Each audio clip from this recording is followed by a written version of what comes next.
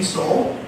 The last Adam was made a quickening spirit. Howbeit that which is not first which is spiritual, but that which is natural. So we go to the very first opening chapters of your Bible, and what's the first thing we read about?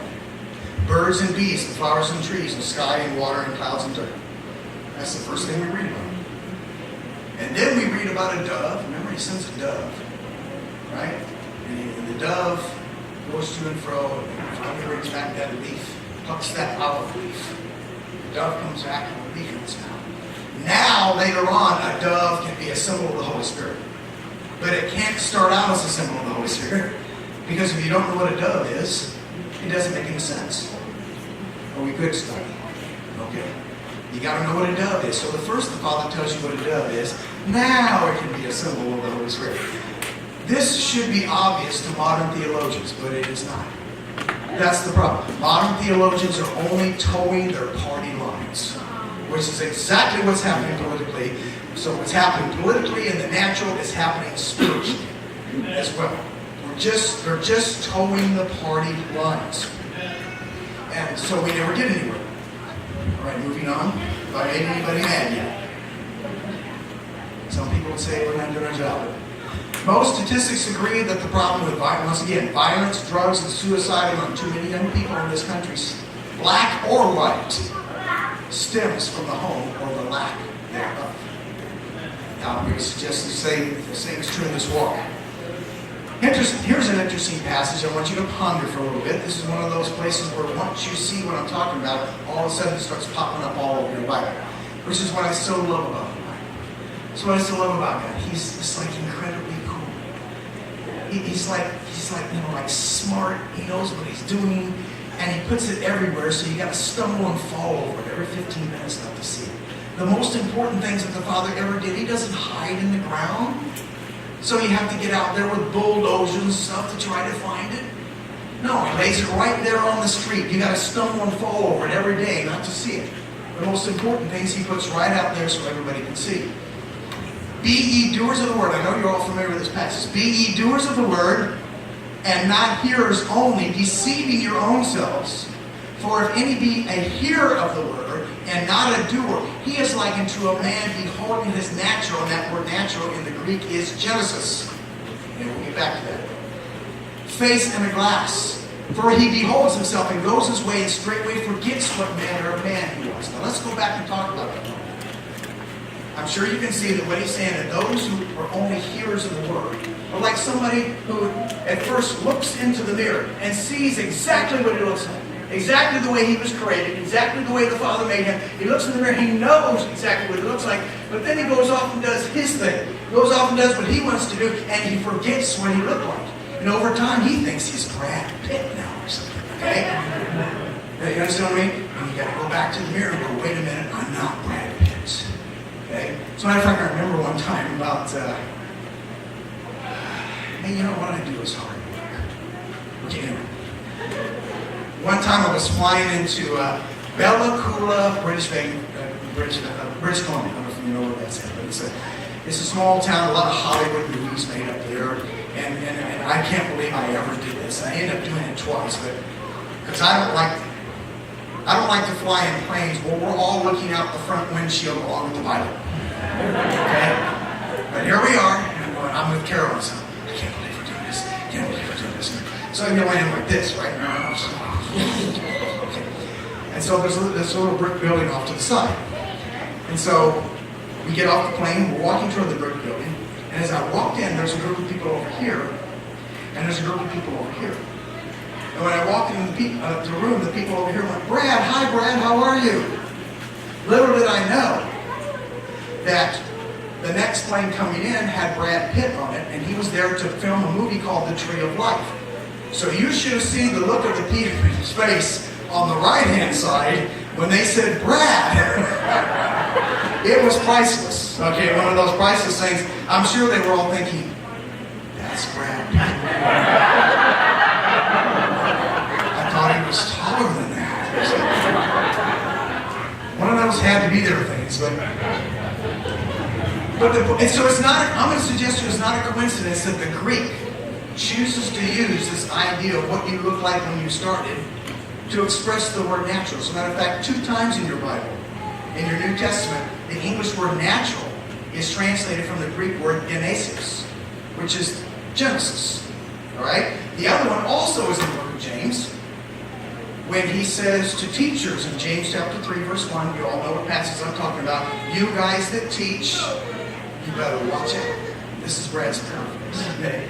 You better look out, because I'm going to hold you more accountable than the non-teachers. Why? Because you can mess with people worse, more than the non-teachers do. So I'm going to hold you accountable. Then he goes on to say that, prophetically, I believe, he says that what these teachers are doing is that they're setting the world on fire. What they're teaching is produce a world of iniquity. And it sets on fire the course of nature. Course of nature. Genesis. Genesis. Which literally is the cycle of Genesis. So in your English it says the course of nature. Genesis. Course of nature.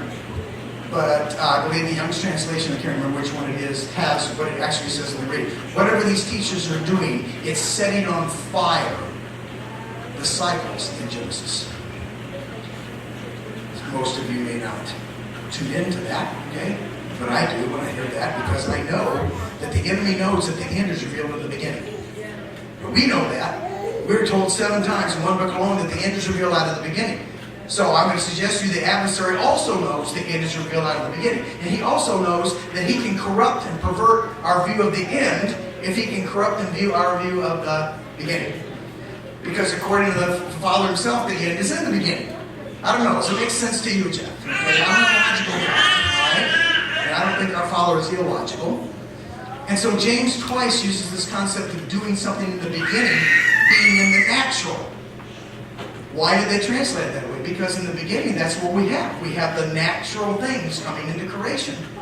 And according to Paul, they are pictures, they are shadows, whatever word you want to use, of the spiritual things. So the idea is when we go off and we do our thing, every once in a while, I think we need to go back to that mirror and look at that mirror and go, oops, I'm not Brad Pitt.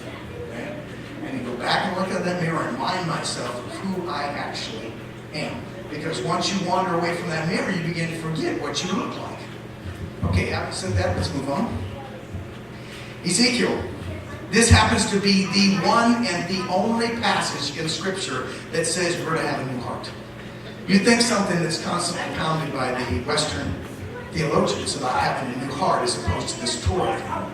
You think it'd be all over the New Testament. Okay? But actually it's not. The one time it shows up is where? Ezekiel. Okay, chapter 36, verse 26. And I want you to take notice of it, because once again, once you see what I'm talking about, you'll never not see it. A new heart will I give you. A new spirit will I put within you. I will take away the stony heart out of your flesh. I will give you a heart of flesh, and I will put my spirit within you. Now, in my, various library of numbers and things of that nature, from a Jewish and a Christian point of view, it's almost unanimous that 5 is the number of grace. 5 has a context of grace. And so 5 times the Father says He's going to do it. It's the reason why I bring that out. 5 times He's going to do it. And now we can walk in His statutes and keep His judgments. Can you see it?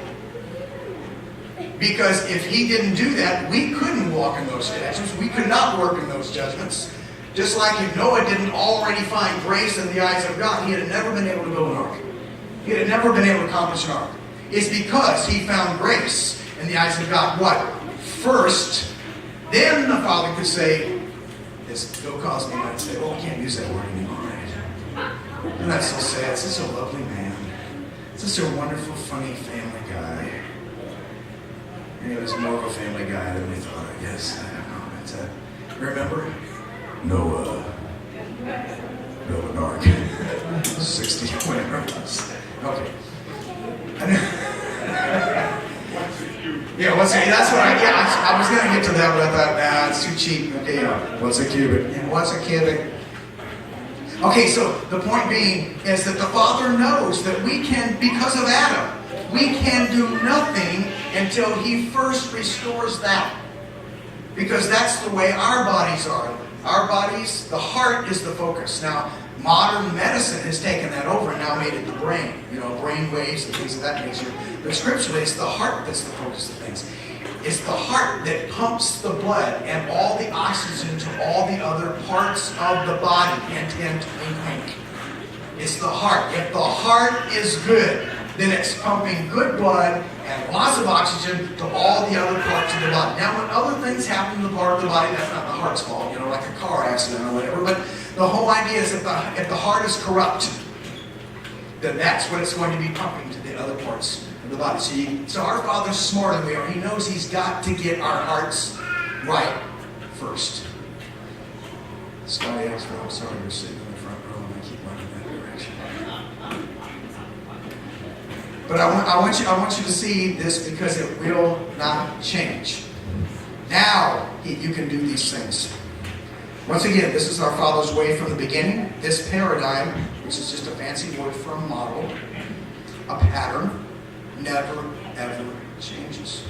And if it does, because it did, then the Father has to restore it. Now I'm going to say that again. Since the Father said the end is revealed out of the beginning, if we do what He said in the beginning, and that is, teach these things to your children, how long? Forever. Then if we did that, then the end would look just like the beginning. Am I way out on a limb here?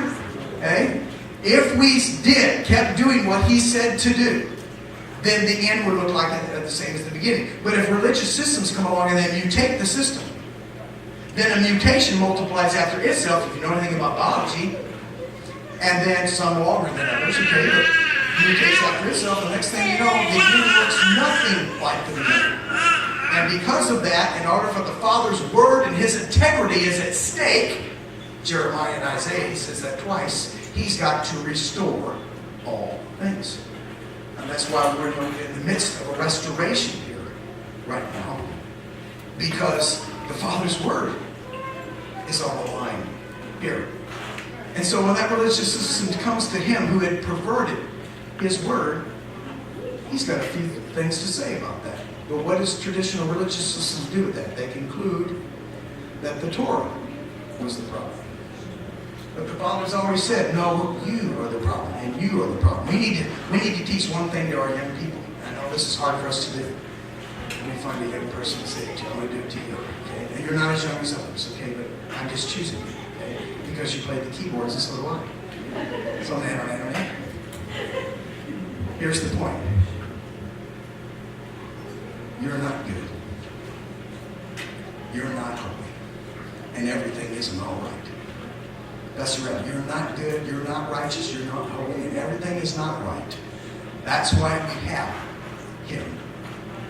I'm not holy. I'm not good. I'm not righteous. Everything about me is not right either. And that's why we need Him. We've got to start pumping people up and down. You're okay. I'm okay. No, we're not.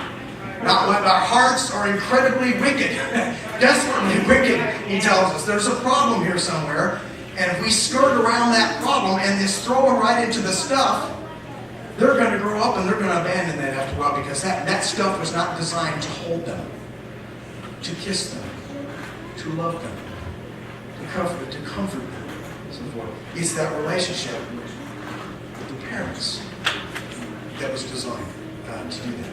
So I'm going to suggest you once again that paradigm never changes. It doesn't change in the New Testament. It doesn't change in the Old. All right, yeah, I said that right. Either one. I will give them one heart. I will put a new spirit within you. Now you can walk in my statutes and keep my ordinances. We got 1 hour to go. Is everybody okay?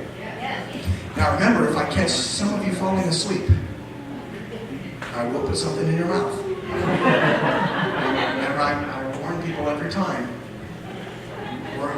We're Messianic, it'll be kosher. Right? Locusts and grasshoppers and things like that. So it'll be clean. Okay.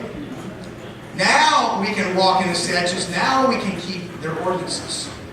If you have a religious system coming along in the days of Yeshua that are teaching people to keep the statutes and keep the ordinances, but their heart is far from them, the Father's got a problem. Yeshua's got a problem. Paul, Shaul, has a problem. Because he was trained in the desert. He knows exactly what the pattern is. Are you with me? He knows that the pattern is first the heart. You honor me with your lips. Here's the problem with religious systems, that 0-100 thing. You honor me with your lips, but your hearts are far from me. As if to say there's something wrong with honoring him with your lips. There's not a darn thing wrong with honoring him with your lips. But if you got the two reversed, without that relationship, you're not going to effectively honor him with your lips. And then when things go haywire in your life, you've got something convenient to blame it on. Well, it must be Satan. Okay? No, I mean, I solved the problem and the problem is me. Okay? It's not Satan. Okay?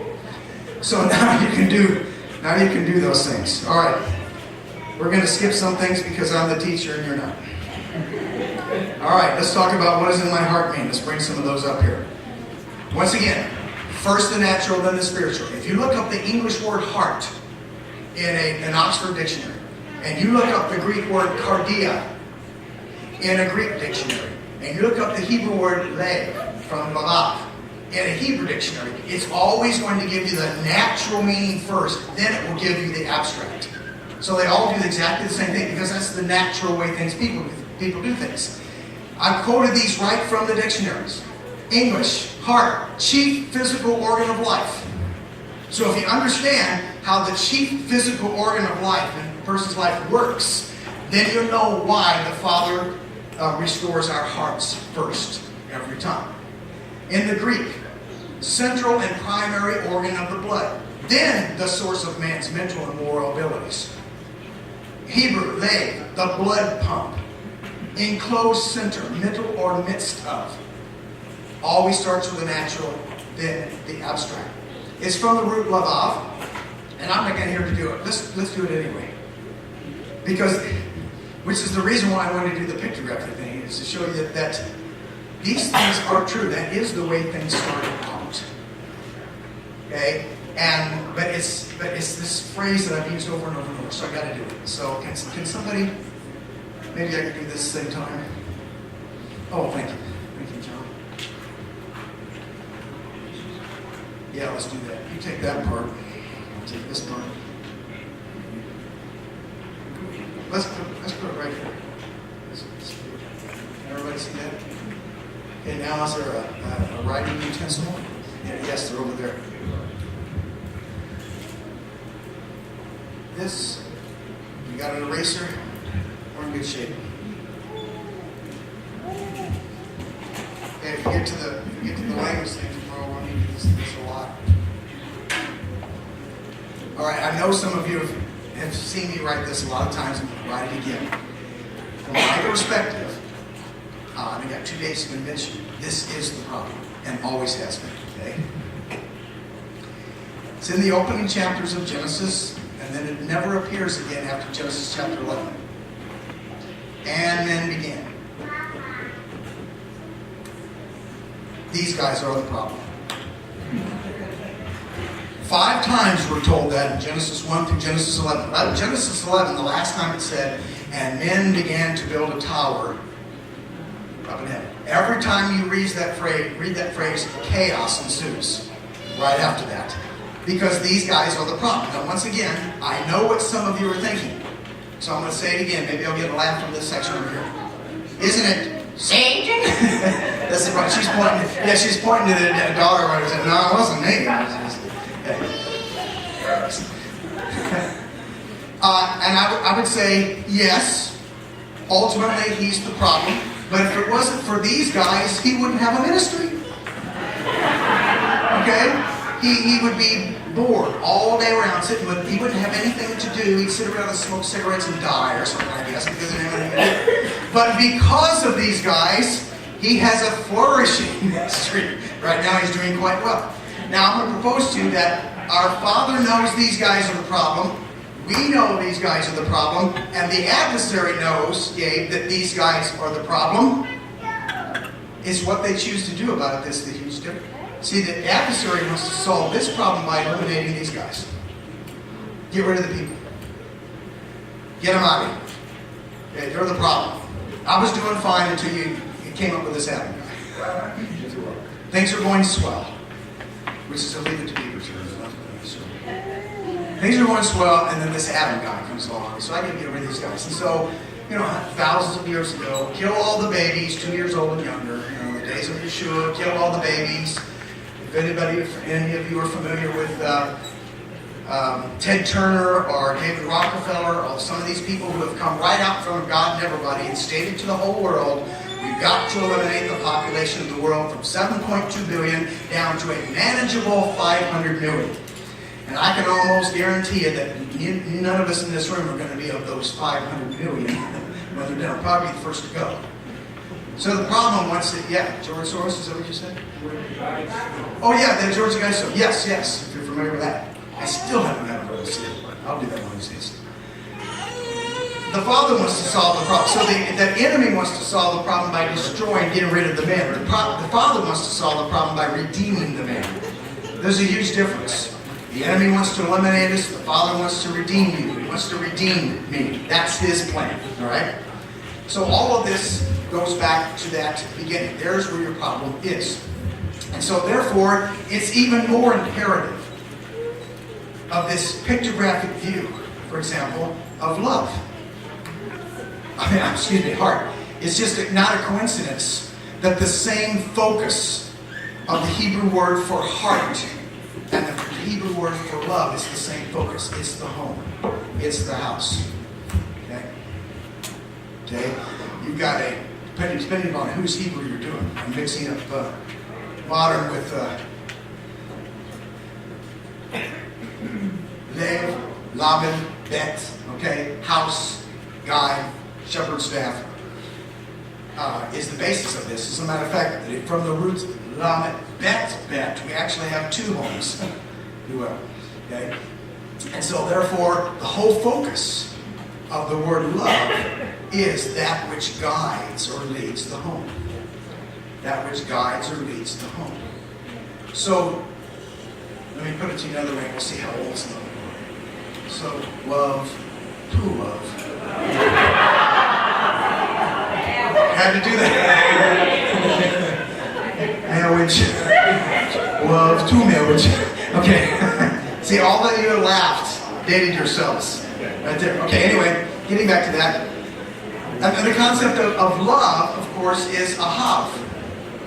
Okay? That which is the strength or the power of the home.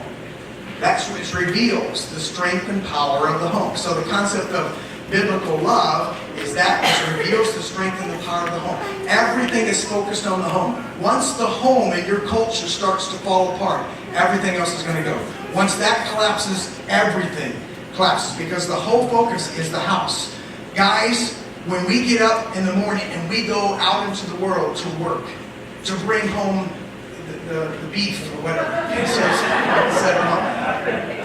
everything we say and do should be supporting that home, that house we live in. Everything we say and do. Too many men go to work and all they do is whine and complain about their family. Whine and complain about the house. I'm not pointing at any of you, okay? But that's pretty traditional in America. That's what all the sitcoms are showing all our children. Is that the man is whining. Of course, the man's the wimp in the home now, too.